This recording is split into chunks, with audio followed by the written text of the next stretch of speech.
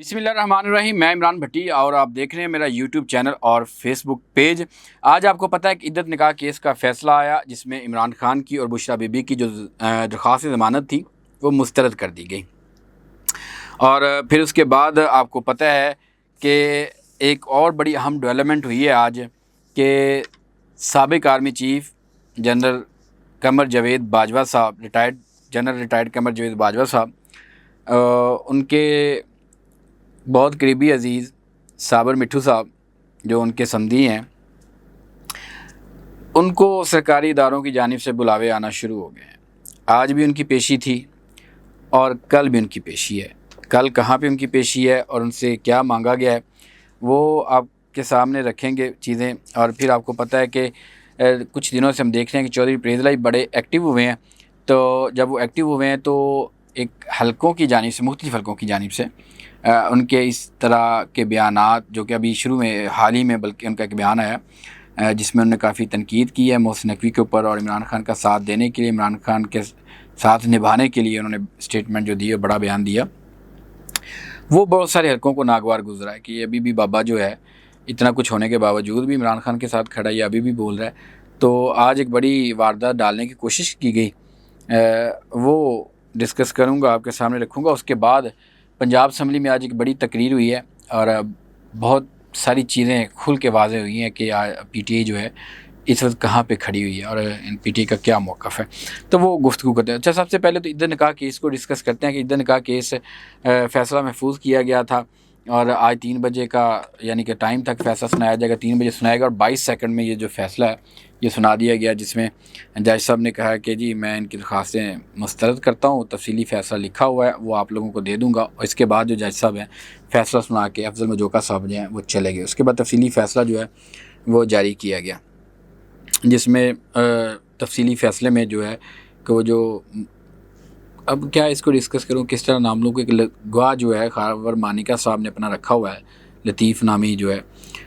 اس کو سیکیورٹی دینے کا کہا گیا ہے کہ اس کو سیکیورٹی دی جائے۔ یہ تفصیلی فیصلے میں یعنی کہ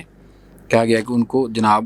سیکیورٹی جو ہے وہ دی جائے، کیونکہ وہ زنا کے گواہ ہیں، زنا کے گواہ کو سیکیورٹی دی جائے۔ اس فیصلے کا تھوڑا سا رکھ دیتا ہوں آپ کے سامنے۔ انہوں نے کہا کہ بشریٰ بی بی اور عمران خان نے تعلقات بنائے شادی سے پہلے، گناہ کبیرہ کیا، زنا کیا، اور پھر طلاق لے کر عدت میں بشریٰ بی بی نے نکاح کیا، جو کہ اسلامی معاشرے کی خلاف ہے، یہ اسلامی معاشرے کی جس نے دھجیاں اڑا دی۔ عمران خان اور بشریٰ بی بی کا شادی سے پہلے جسمانی تعلق تھا، جس کا گواہ خاور مانیکا کے گھر کا ملازم جو ہے وہ لطیف ہے۔ ابھی خاور مانیکا کی طلاق یعنی کہ ساقط بھی نہیں ہوئی تھی کہ بشریٰ اور عمران نے نکاح کر لیا۔ تعزیرات پاکستان 376 اور 77 کے تحت سزا سناتا ہوں، یعنی کہ جج صاحب نے اپنا جو فیصلہ لکھا۔ اچھا، اس میں بہت سارے لوگ جو ہیں پی ٹی آئی کی جانب سے یا تحریک انصاف کے ورکر سوشل میڈیا بڑے اس کے اوپر تنقید کر رہے ہیں۔ بالکل یہ تنقید جائز ہے۔ پہلے تو کیس کے اوپر کیس نہیں بنتا تھا، کیس میرٹ پہ کسی کی ازدواجی زندگی میں جانا ہی نہیں ہے، یعنی کہ بنتا ہی نہیں ہے کہ آپ کسی کے ازدواجی زندگی کو ڈسکس کریں۔ اور پھر اس کیس میں یعنی کہ جس میں 6 سال جو ہے خاور مانیکا صاحب خاموش رہے ہیں، اور پھر 6 سال بعد ان کو یاد آتا ہو میری تو وائف کے ساتھ زنا ہوتا ہے، اللہ معاف کرے، یعنی کہ کس طرح ایلیبوریٹ کریں چھوڑیں، یعنی کہ 6 سال بعد ان کو یاد آیا یہ سارا کچھ۔ اور پھر اس کیس میں جب سزا سنا دی جاتی ہے، اسپیڈی ٹرائل کیا جاتا ہے، دن رات کیس کو سنا جاتا ہے۔ اچھا، اس کیس میں یہ جو فیصلہ آیا نا، اس کیس میں یعنی کہ ان کو سزا سنائی دی گئی تھی عمران خان کو، بشریٰ بی بی کو، تو اس میں بشریٰ بی بی اور عمران خان نے اس کیس کی جو سزا ہے اس کو معطل کرنے کی درخواست کی تھی۔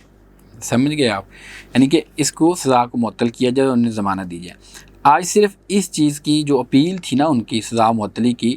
اس کو مسترد کیا گیا جج صاحب نے۔ آپ کو پتہ ہے کہ عین موقع کے اوپر جب یہ فیصلہ سنایا جانا تھا تو اس وقت جو ہے ان کے اوپر عدم اعتماد کر دیا تھا خاور مانیکا نے، کس طرح پوری اندر پلاننگ کے تحت ان کے وکلاء نے اور سب نے کیا تھا، اور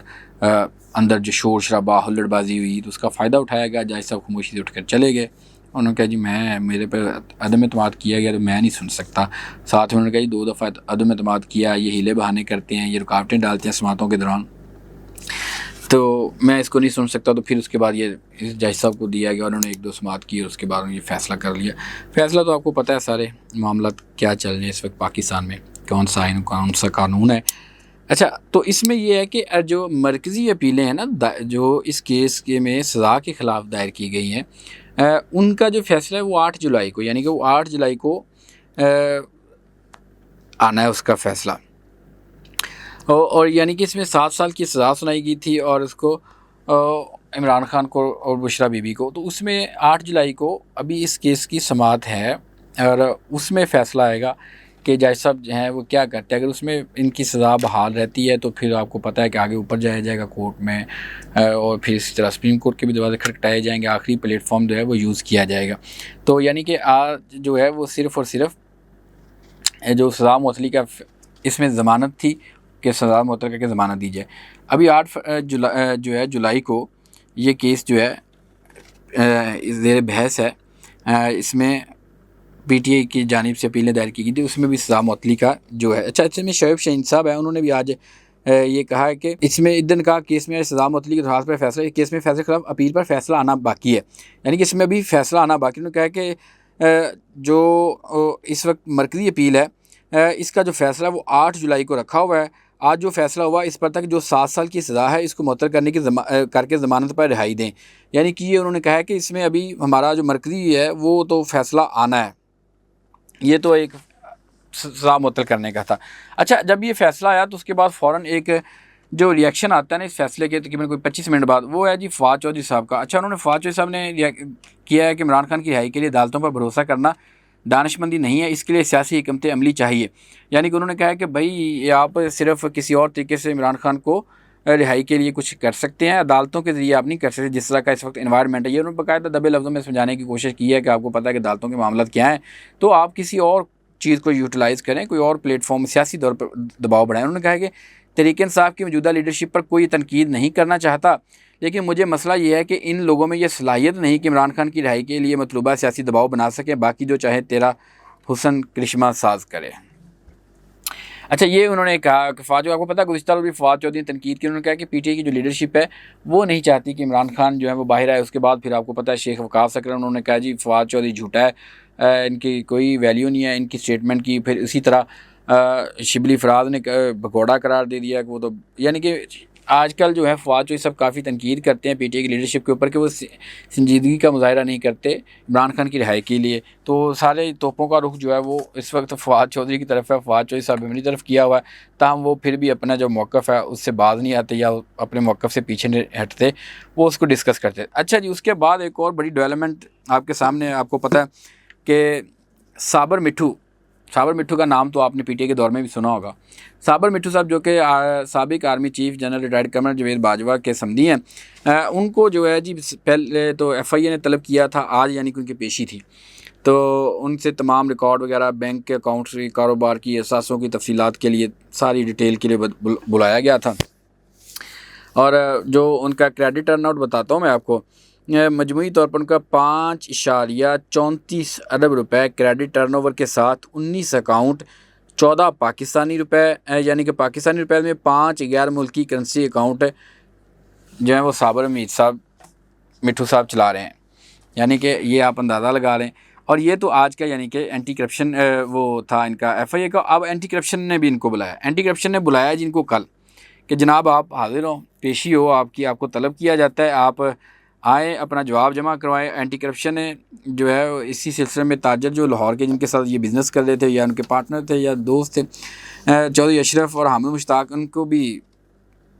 جو ہے ان سے بھی جواب مانگا، ان سے بھی جو ہے وہ انہوں نے تحقیقات کی ہیں. اس کے بعد ان کو کہا کہ آپ کل 11 بجے یعنی کہ پیش ہوں اور تمام تر اثاثوں کی اور بینک اکاؤنٹس کی تفصیلات ہمراہ لائیے. یعنی کہ یہ بڑی گیم ہے جو اب چل رہی ہے، یہ ایسے نہیں ہے، بہت ساری چیزیں جو جن کو لے کے شاید میاں نواز شریف صاحب مسلم لیگ نون جو ہے وہ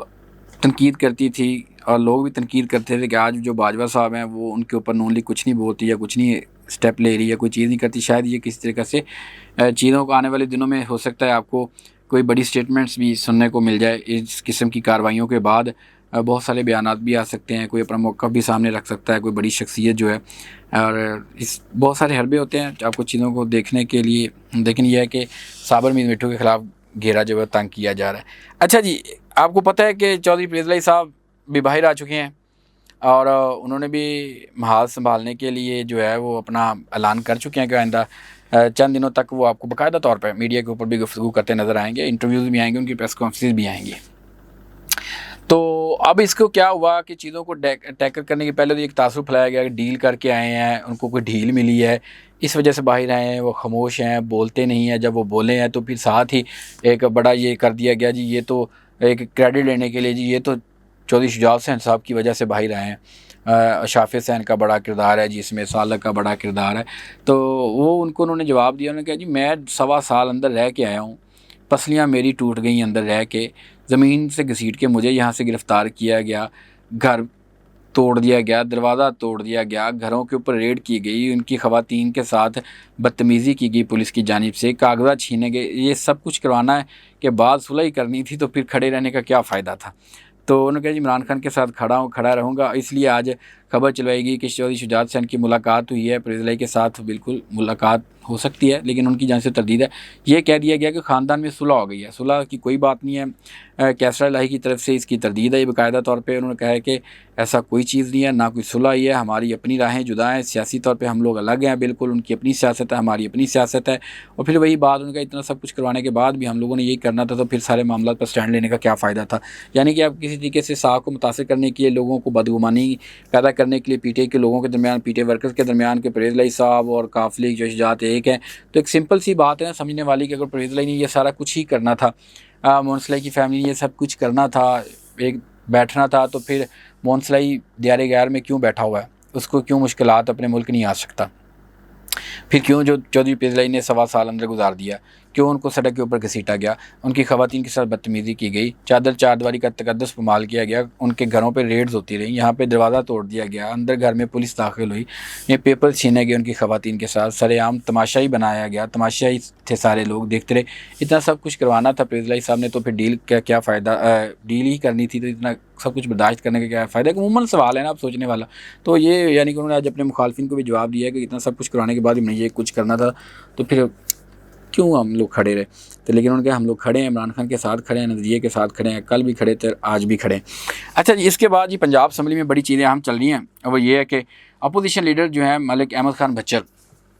انہوں نے آج خطاب کیا، اسپیچ کی، اور اس میں انہوں نے کہا جی ہم سے کہا جاتا ہے کہ 9 مئی کی معافی مانگے، ہم تو مطالبہ کرتے ہیں کہ جوڈیشل کمیشن بنایا جائے 9 مئی کے اوپر، اور انہوں نے کہا کہ جوڈیشل کمیشن بنائیں، اس کے بعد پھر جو ہے آپ تحقیقات کریں، اگر تحقیقات میں ہم قصوروار پائے گئے تو ہمیں سزا دیں، اگر ایسا نہیں ہے تو کوئی بند کمروں میں بیٹھ کر مطالبہ کرے معافی کا، تو ایسا نہیں ہوگا، چاہے وہ سول سپریمیسی کا کوئی آدمی ہو یا D G I S P R کی پریس کانفرنس ہو، معافی نہیں مانگیں گے۔ پہلے ہماری بات ہے کیمرے لائیں، فوٹیج لائیں سامنے، سب کو دکھائیں، پوری عوام کو دکھائیں، جوڈیشل کمیشن میں دکھایا جائے، رپورٹ بنائی جائے، اس کے بعد فیصلہ کریں گے، کیونکہ اگر ہم سزاوار ہوئے تو ہم معافی بھی مانگ لیں گے، لیکن ہم اب اس طرح معافی نہیں مانگیں گے۔ صرف یعنی کہ اپوزیشن لیڈر ہی نہیں، اپوزیشن کے اور اراکین تھے، ایس این علی، انہوں نے بھی کوٹ ادو سے انہوں نے بھی یہ کہا کہ ہم کیوں معافی مانگے، جوڈیشل کمیشن بنائیں، D G I S P R کون ہوتا ہے ہم سے معافی مانگنے والا، کا مطالبہ کرنے والا؟ ہم بالکل معافی مانگ لیں گے، لیکن پہلے ہمیں جوڈیشل کمیشن بنایا جائے، ہمیں فوٹیجز دکھائی جائیں کہ کون اس کا ذمہ دار، اگر ہم ذمہ دار ہوئے، ہم قصوروار ہوئے تو ہم لوگ اس کی معافی مانگنے کے لیے تیار ہیں۔ اس کے ساتھ ساتھ پنجاب میں ایک اور اہم ڈیولپمنٹ چلی ہے پنجاب اسمبلی میں کہ جو اراکین پنجاب اسمبلی میں اپنی تنخواہوں کے معاملے پر کافی جو ہے وہ آپ کہہ سکتے ہیں کہ دلچسپی لے رہے ہیں، کہ گزشتہ روز ایک مقدمہ اٹھایا گیا ایوان کے اندر، وہ رانا آفتاب احمد کی جانب سے پوائنٹ آف آرڈر پر گفتگو کی گئی اور کہا گیا کہ جناب ہماری تنخواہوں جو ہیں، ہماری اراکین پارلیمنٹ جو ہم پورے پنجاب کے منتخب نمائندے ہیں، ہم پورے پنجاب کا بجٹ بناتے ہیں، پورے پنجاب کے نمائندے ہیں عوام کے، تو ہماری تنخواہ جو ہے سرکار طے کرتی ہے، حکومت طے کرتی ہے، حکومت حالانکہ یہ ایوان بناتا ہے۔ تو انہوں نے کہا کہ ہمیں بتایا جائے کہ ہم عدلیہ آزاد ہے، جوڈیشری کے جو مالی معاملات ہے، جوڈیشری جو ہے وہ اپنے جو وکلاء، اپنے جو ججز ہیں، اپنا ان کا عملہ ہے، اس کی تنخواہ جوڈیشری خود طے کرتی ہے، سرکار نہیں طے کرتی۔ تو انہوں نے کہا کہ پھر ہم بھی ایک آزاد خود مختار ادارہ ہے پنجاب اسمبلی، تو ہمیں بھی یہ اپنا اسپیکر کے پاس اس کا اختیار ہونا چاہیے کہ ایک اراکین کی جو ہے نا سیلری ایک رکن کی، وہ اسپیکر طے کرے، حکومت طے نہ کرے۔ تو اس وقت تقریباً غالباً 1,76,000 روپے کے قریب جو ہے وہ ان کی تنخواہ ہے ایک اراکین پنجاب اسمبلی کی۔ تو کیونکہ گزشتہ روز جو ہے راجہ شوکت عزیز جو ہیں بھٹی، جو کہ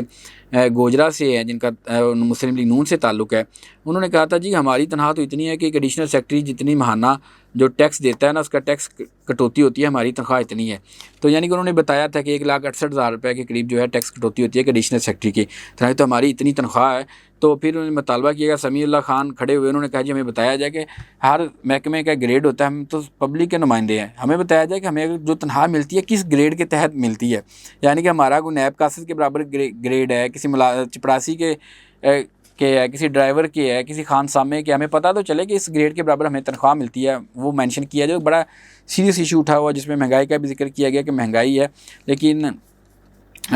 ساری چیزیں بظاہر کو تنخواہ جو ہے